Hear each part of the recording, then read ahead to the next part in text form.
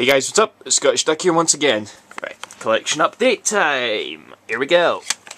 Hi. First of all we have Professor Layton and the Curious Village. Okay, now I've said quite a few times how overrated I do think that these games are, you know.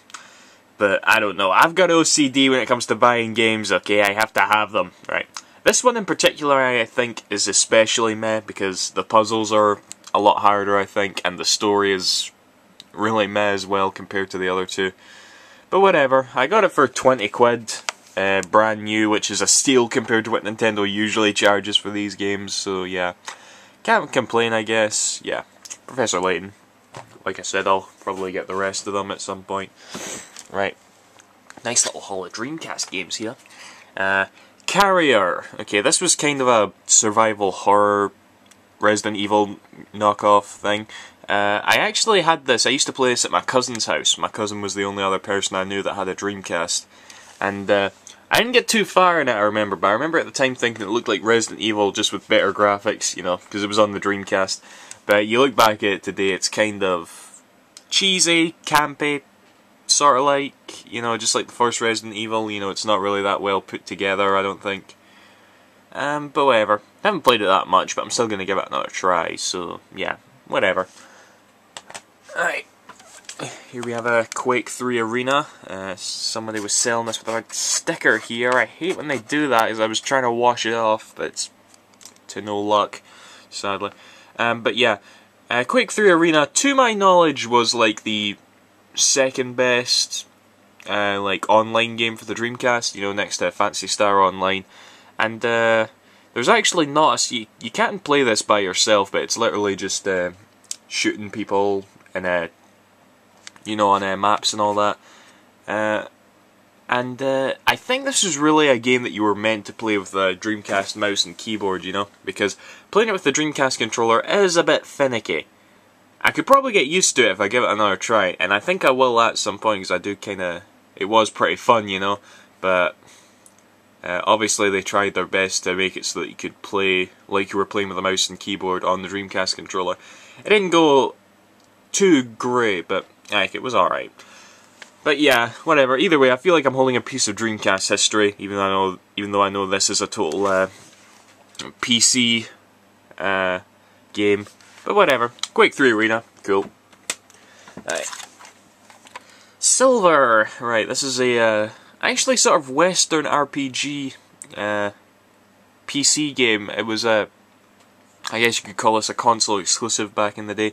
It kind of looks like Final Fantasy, and you just got to fight a bunch of enemies and all that. The controls are pretty weird though. You've actually got to do some weird things with the analog stick in order to attack. Once again, I've not gotten too far in it. I kind of just played it for about 15 minutes, but I can see myself getting into it because I was quite interested by the story at first and all that. But yeah, whatever. Either way, cool. Alright, now these next two games, we have Virtua Tennis and Virtua Tennis 2. I got both of these for less than £5, so I thought, why the fuck not? And the reason I got them was because of, I picked this up, Virtua Tennis 4. Now, when I heard Virtua Tennis 4 was coming out, you know, I kind of wanted to buy it for the sole purpose of supporting Sega, you know, but also, I kind of thought to myself, I've never really touched the Virtua Tennis series, and Virtua Tennis 1 and 2, you know, they're two of the most highly regarded games on the Dreamcast, so in a way it felt like I was missing out on a bit of the Dreamcast legacy. Incidentally, Virtua Tennis 1 and 2 are made by the same people, then they passed development over to Sumo Digital for the rest of the games. Sumo Digital also made Sonic and Sega All-Stars Tennis, which is a game I really hate, to be honest. Sorry. But for Virtua Tennis 4, they actually went over to the old developer, and I really enjoy this. I think this is very good. I'm quite addicted to the World Tournament mode right now. The move controls are okay, but they're kind of limited in the fact that there's not many party games that support move. It's kind of weird that way. I would like to play it online, but I can't play it online. But yeah, either way, I really like this. I like this game a lot. I'm gonna keep playing through it. Okay, here we have a Fester's Quest. I was kind of in the mood for an NES game, you know.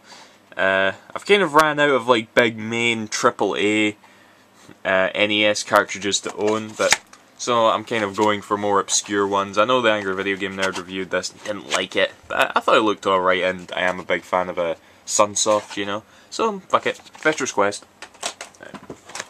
Whoop. Shit. Something fell there. Killzone 1. With this, I now have all 3 Killzone games. I remember, I haven't tried this yet, but I played a demo back in the day, and I hated that demo so much. It was so lame at the time, I thought.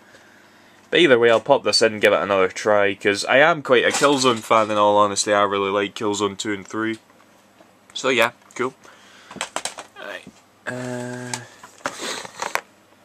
Zool for the Mega Drive. It was funny when I went up to buy this actually, because I wasn't 100% certain if I actually owned it yet or not. Because I've actually got so many Mega Drive games now, it's like, do I have this one? I'm not sure.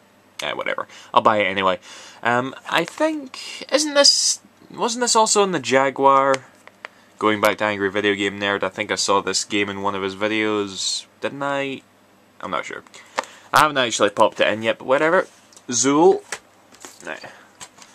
Hot Fuzz on Blu-ray. I'm just going to include Blu-rays from now on. You know, I very rarely buy Blu-rays. You know, I've bought like 2 Blu-rays in the past couple of weeks there, which is very rare for me, but whatever. I actually really like this. I think I'm turned into a Simon Pegg fan. Fantastic film. Alien vs Predator. I got this solely because I picked it up brand new for £5. I thought, why not? Because I was always curious to try, because I remember seeing the trailers and all that and thinking that it looked fantastic, but obviously it didn't review that well. And I played it for about half an hour, and I guess I can sort of see where the reviewers are coming from. I don't know if I will go back to this simply because I've got too many other games I want to try, but whatever, I got it anyway, and it was real cheap. Right. Now this one's a bit this was a real good buy here. Space Harrier for the Master System. This usually goes for about, the cheapest, 25 to 30 quid on eBay. Maybe it's a bit less expensive than that, but regardless, you got to pay a pretty penny. A guy was selling this for £5 brand new, and I remember looking at the picture and all that, the manual and all that was included, and it looked in really good condition, and it is in very good condition, but he had 0 feedback. And I remember thinking, no, he's selling this game for really cheap, and he's got 0 feedback, I smelled something fishy. But I kind of just said fuck it and went for it, and sure enough, the next day he sends it, like I say, great condition, and yeah, I didn't leave him good feedback quick enough, I'd tell you that. So very pleased with this purchase.